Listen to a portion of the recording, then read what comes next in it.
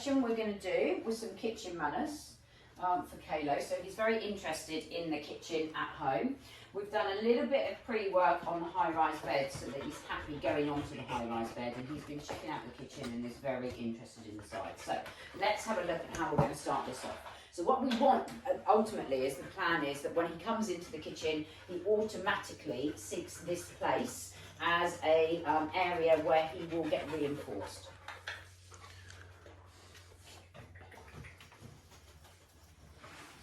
Lure him into the down. I'm going to feed him in position. Okay, I'm not going to do any marking. We've been through the training where I've marked him for getting on, and I know he's happy about getting on, so we've done lots of work on that. I'm going to go straight into duration work where I'm just drip feeding him. Okay, and I'll begin to just put it just between his feet. You can see then when he heard the noise of the treats in the bowl, there was definitely an emotion there for him. I'm going to wait it out and see if it'll do that down. We've just got to this stage in his training on this place. So I'm just going to see if he can do it in this environment because this is new for him. If he can't, I'm going to help him. Okay, just because we're doing it somewhere different now for the first time. Good, and then just drip feeding him there. Okay, give him some more food. Just drip feed him. Just add in some slight body movements. Okay, you can see it's hard to stay on there with any kind of body movement at the moment for him.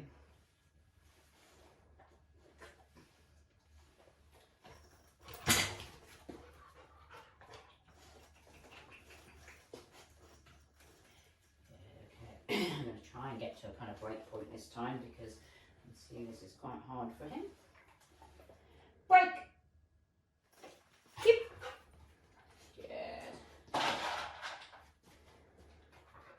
I haven't put a word to this yet because I really want him to get on it and lie down before I put my word in place.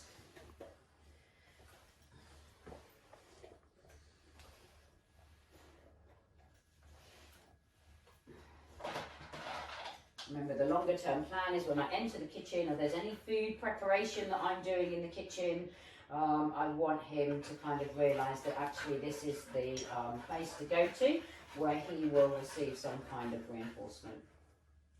Okay, so just waiting to see if he can think about it and offer that down. Okay, the food in my hand is too much for him, so just place my hand behind my back, help him on again. Okay.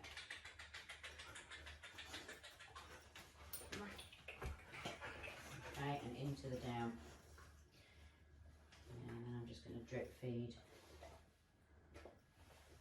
Quite regular intervals. Obviously I want to build this up quite quickly, but you can see he still needs quite quick intervals because it's kind of new. And although I've been able to do longer intervals when I've trained this in a different environment, getting him used to this, obviously I need shorter intervals here. His arousal level in this location is higher. Break! Okay, I'm going to stop rewarding the break now, so the only reward he gets is on the bed. Wait to see what he offers. Good.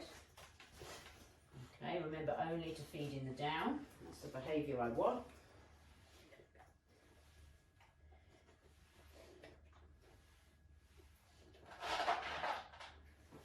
Good, so that was noted. That was the first time he stayed down when I reached for some more food and the sound of the food.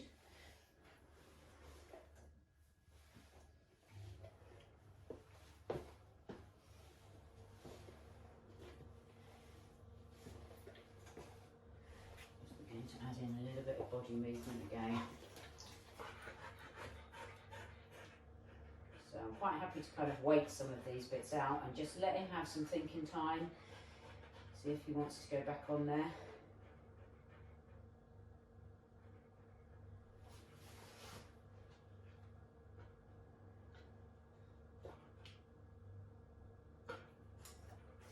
Good boy, good decision. Well done, baby.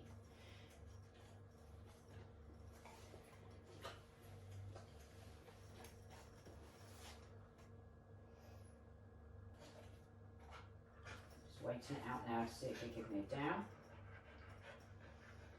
I've been doing an awful lot of cue seeking, so looking at me, so I'm making sure I'm just not looking at him at the minute, I'm looking at the location on the place where I want him to go to, so into that down. I don't want to say the word down because you know, this is going to be called something different, so this is I'm going to call this place. So I don't want to be telling him to go down. I want place to mean get on it and lie down. He's not ready for the word yet. So he wants the food, he's just going to work out what he's got to do for the food. Okay, I could try a bend of my body, okay, to give him a clue, because that's what would happen in the down, and there we go. Excellent.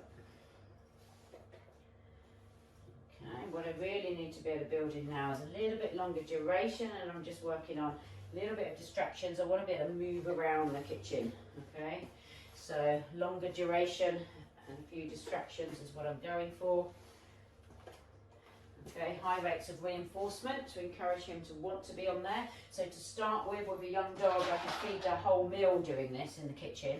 And then while I'm actually doing preparation of food, I would have the dog in a different location, whether they would be in a crate. So what I don't want them doing is practicing the undesirable behaviour. I want them practicing the good behaviour. So each time you enter the kitchen, this is what we're going to do. And at first it might just take me kind of 10 minutes to feed your dinner because of the high rates of reinforcement. By the end of a couple of weeks, I should find that I can start, you know, preparing food myself, chopping up food, giving him less reinforcement in between.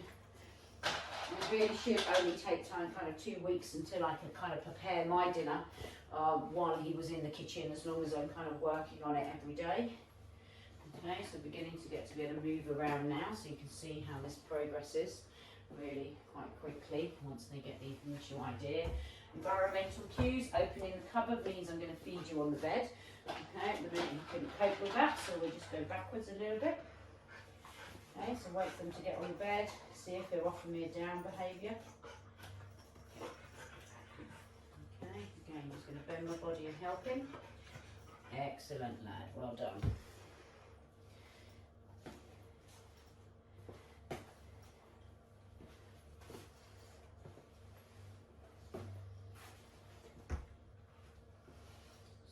Opening the cupboard just a little bit closer to him. Good. So opening the cupboard is a cue for you receiving a treat. Opening a cupboard is a cue for you receiving a treat. Me digging and making food noises is a cue for you receiving a treat. Me walking away is a cue that I'm going to come back and return and give you a treat. So everything becomes a cue to him, which means I'm returning to him. Oops. Drop one on the floor there. Pick that one up so you don't have to find it. There's a bit bad. Cupboard. Feed. So you can just see up the rates of reinforcement. Doing it quite quick. Cupboard equals treat. Cupboard equals treat. Once he gets the idea of this, I can slow it down. Okay, walking away, turning. Haven't really put in turning yet, so I need to turn my back. Come back and treat. Turn my back. Come back and treat. Good boy. And we're nearly through the whole dinner at this point, so you can see how long it takes just to get through the dinner at first drawer. Equals I'm coming back to feed. Cupboard, coming back to feed. Ooh, what's in there? Delay a little bit, have a little look in the cupboard. That's going to be quite of interest to him.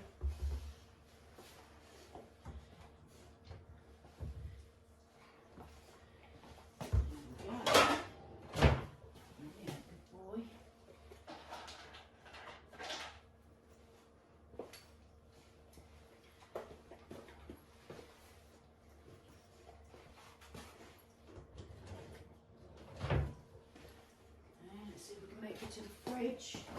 Good. See if we can get a chopping board out. Oh, that was too much. Okay, we've just got a few odd bits of dinner left, so we'll just end on a few easy ones for him because I think he did really, really well then. Okay, just see if he's got enough brain power left. Good. Nice, good lad. Let's go over this way. Good, nice. Let's add in a few more simple distractions.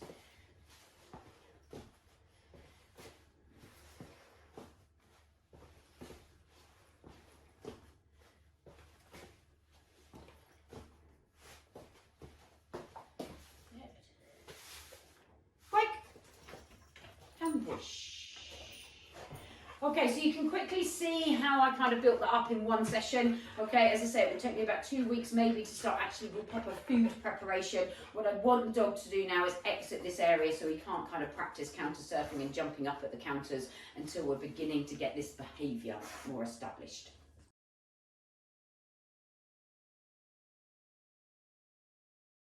Okay, so before we start session 2 with the dog, let's think about a kind of few factors here, because I've got a quite small kitchen. The high-rise bed, because of the breed of dog, is quite big. So what's going to be the cue for the future? Am I going to say to, or teach the dog, as soon as you come into the kitchen, this is the place to be? Or is there going to be some other cue for the dog that starts going to the place location, so that he knows only to go to the place when you start preparing food for the dog or for yourself? So, for example, I may choose with a high-rise bed to have it up in the kitchen like this most of the time, and when I'm ready to do the training, so the cue would be to put the high-rise bed down like this. Now, this high-rise bed, as it's too big for my kitchen, I'm probably going to change to a mat over time. I'm just using it at the minute because it's more of a defined area. Once the training is getting more established, I would change this to a mat. So I'm just going to start putting a mat on the high-rise bed now, which might be my mat kind of longer term. So you need to think through, if your dog lives in the kitchen all of the time, how you're going to, give that cue to the dog that this is the time to go to your location. Yes, we can have that on verbal cue, but we really want those environmental cues for the kitchen. So what I'm going to do in this second session, as soon as the dog enters the kitchen, we're going to go straight onto the mat and do our training. Let's go and get the dog. Into your place.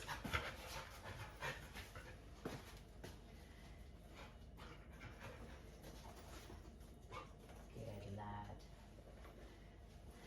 So remember, this is only a second session, so I'm just doing a little bit of a repeat, starting where I was in the last session. We're a little bit further forward because he's taking up that down position a little bit quicker.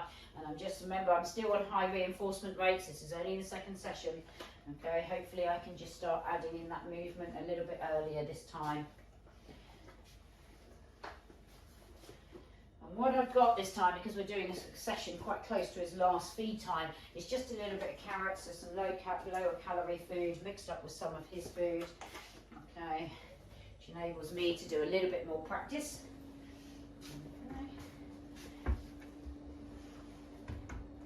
Okay, so remember the environmental cues we're trying to build in. Open the cupboard equals food, turn away equals food.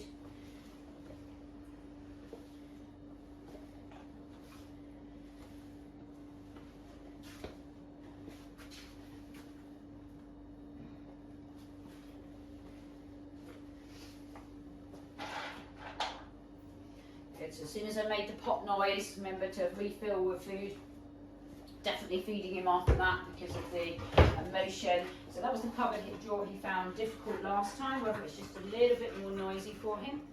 Good, I'm just going to, rather than feed him straight away now, as soon as he gets back on, I'm just going to have a delay before I start feeding him. I don't want him to work out. Actually, if I go too far, he can get off and get fed quite early on by just getting back on the bed. Okay, so at least I want to be doing something before I return and feed him.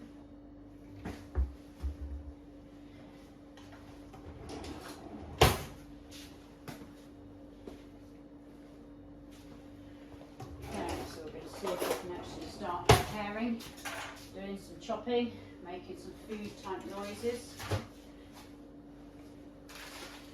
So eventually I'm going to build up by tomorrow. I should be able to prepare all his treats for the day, chop up all his food for the day while he's in his bed location.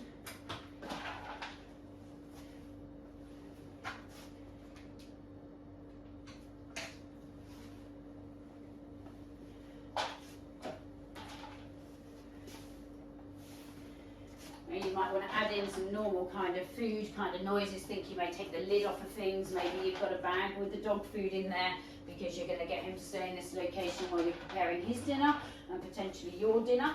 So what kind of noises are we going to be making with saucepans? Okay, so some of those regular noises which are now linked to different cues.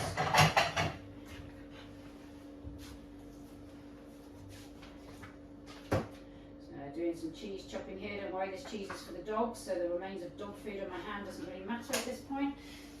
Okay. Obviously a little bit more difficult when I'm preparing my dinner, and that might be why you want to use things like carrots, because at least your hands are relatively clean. I'm not giving the treat to the dog, so I don't have any dog saliva on my hands if I'm preparing fresh food for me. A little bit of carrot might be a good way of doing that.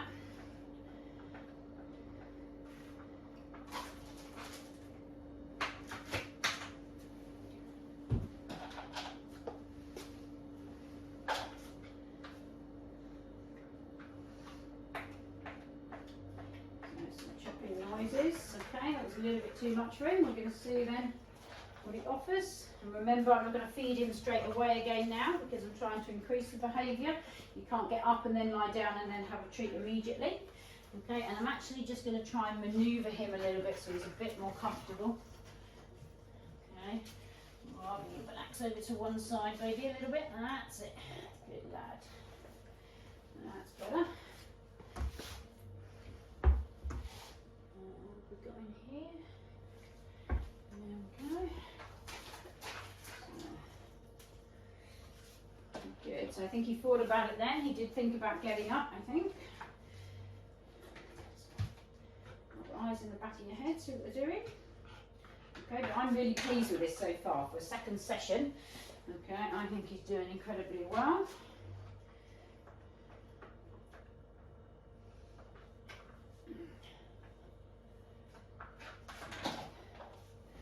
Nice, good boy. I'm just dropping 2 or 3 treats down there at a time for him. There's a quicker way. If you want to do a quicker session, obviously I can just feed him more at once. If you want to slow down your session because you've got more time for training, then obviously you can just be giving them 1 treat at a time.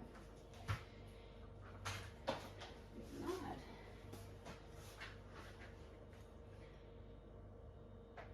So this is great to be able to, you know, just fitting in your dog's training kind of around different things that you've got to do for the day. You know, I've got to chop up treats for my dogs during the day and other people's dogs that I'm working with. So I could be doing this whilst training the dog at the same time. I expect some of your families, you've got to prepare the kids' lunch for school. So it's giving the dog to think about at the same time, just something to think about. So kind of fitting in that training around your kind of daily life is just adding in different routines and getting used to different routines. Okay. Excellent. Good baby. Nice. We'll put some of that cheese in the pot there for later. Okay. And good fat.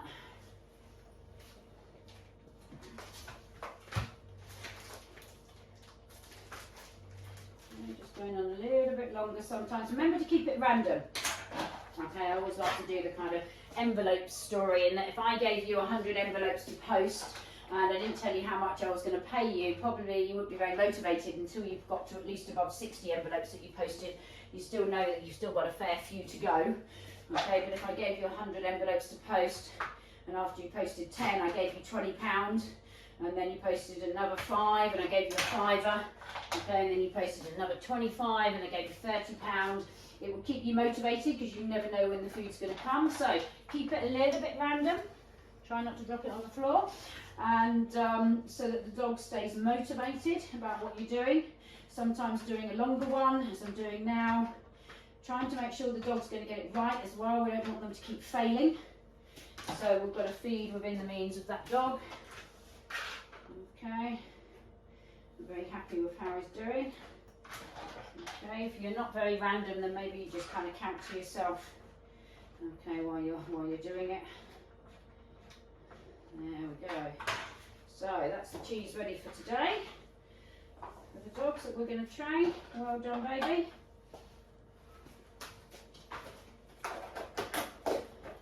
Okay, so that pot's going to go in the fridge. Okay, so we'll pop that in the fridge. Excellent. So just adding in some different things now. Okay, chopping board's going to go away. Rubbish in the bin.